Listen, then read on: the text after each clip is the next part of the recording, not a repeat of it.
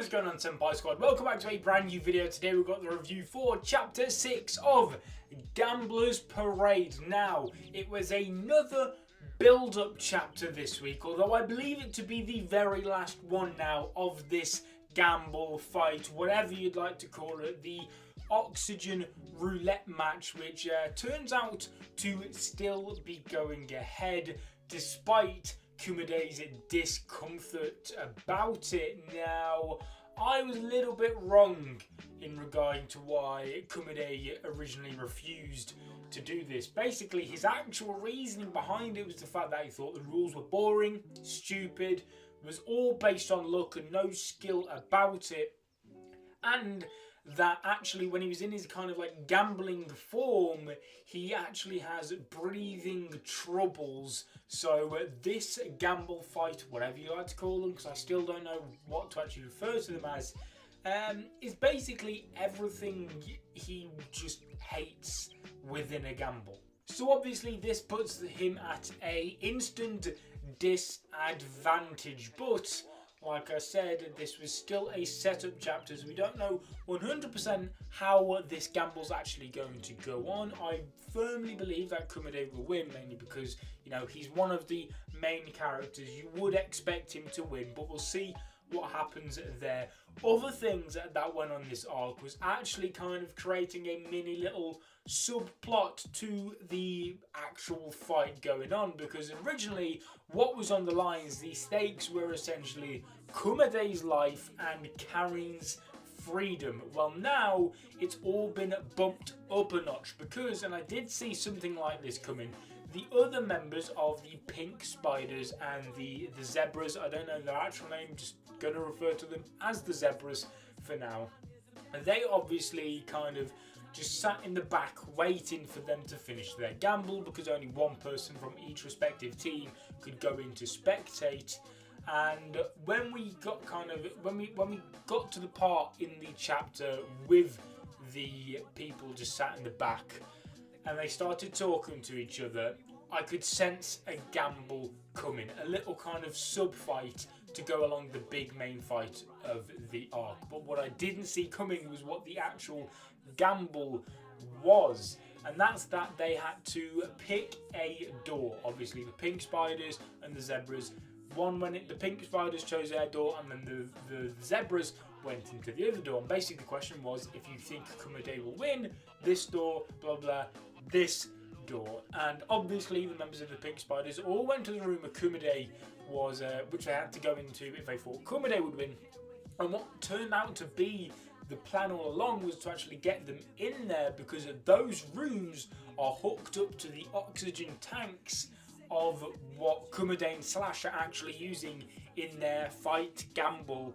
And basically whatever happens in their match actually then happens within the room that each team is stood in. So if Kumade loses 20% of his oxygen, bang, the room the rest of the Pink Spiders in lose 20% of their oxygen. Same goes for the Zebras. If Slash loses 10%, boom, the Zebras lose 10%. So now, along with Kumade's life potentially, Karin's freedom, now they've added the entirety of the Pink Spiders possibly dying into the mix, which is one way to bump the stakes up, that's for sure.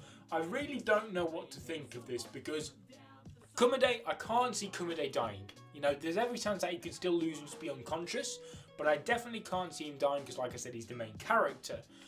The rest of the Pink Spiders, however, I'm a bit 50-50 with, because when we first meet them, they look like, you know, main character type people. You know, they're part of the main crew of the main character. You expect that you're meant to have a bond with these, you're meant to be emotionally invested with them, and you're supposed to have a connection with them because you expect to follow them as the story goes on.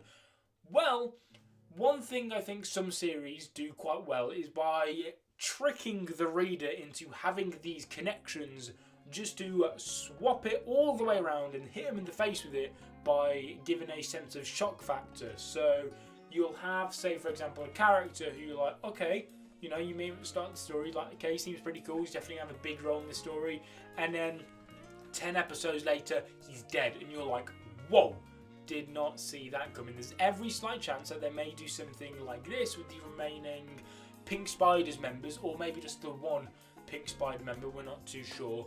And that's that, you know, we expect to grow with these people, but maybe they'll actually do the switch on us and actually have them die in this arc, and we can just kind of reflect on that and just think, okay, nothing is being held back in this story. There's every chance they go like that, but like I said, that is not what I think will happen, but it's just a little observation I want to make, so that if that does end up happening, I come back to this video and be very proud of myself for predicting that. But like I said, I can't see it happening, so we'll be very interested to see. Next chapter, the Oxygen gamble is definitely going ahead. I don't think there's any more room now to set up in this arc for this gamble, because they've covered the rules into a lot of detail. We've created a subplot to go along with the main fight. I don't think there's anything left. One thing I want to mention though is something I feel like I'm going to start for each Gambler's Parade chapter review, because I feel as though this has to be a specifically just for Gambler's Parade. I have to do this, and that is just going to have to be something like panel of the week, because Gambler's Parade art, in my opinion, is by far the best part of the entire series. Like, genuinely, the art is phenomenal. The art alone is what sold me onto this series. I've said this before in the past. I've told the story how I didn't even look at the synopsis, hardly looked at the name, nothing. I saw the art and I read the series purely based off that, and I feel as though that's what some other people would have done as well, and they've just kind of, they came for the art, stuck for the story. That's my story with Gambler's Parade anyway. But today's panel of the week, or I should say this week's panels of the week, has to go to that girl. I don't know the name of Slash's bodyguards, those two girls, but they are ruthless. They are very, very scary. More scary than Slash's, or at least at the time being anyway. I think Slash has shown little glimpses of being pretty damn creepy, but those two bodyguards he has, just wow. That panel where the one who's in the room with Slash, Kumade and Karen, when she pinned him to the ground and forced the mask onto his face with no hesitation, I was pretty damn shocked, because that you don't get many, and especially when they're just kind of like, I don't know what the word is, showgirls. Because when I first met these girls, they just kind of felt like showgirls, you know, like they're dressed in skimpy clothing, they serve a master, and they stand by his side, and he does whatever he wants to them. I thought they'd be pretty damn useless, to be honest, but she's strong. She is seriously strong. So yes guys, that's been my review for chapter 6 of Gambler's Parade. If you guys enjoyed this chapter or this video, make sure to leave a like on the video. Let me know in the comment section down below what your thoughts and opinions on this chapter were, and I'll see you guys in another video. But until then, peace.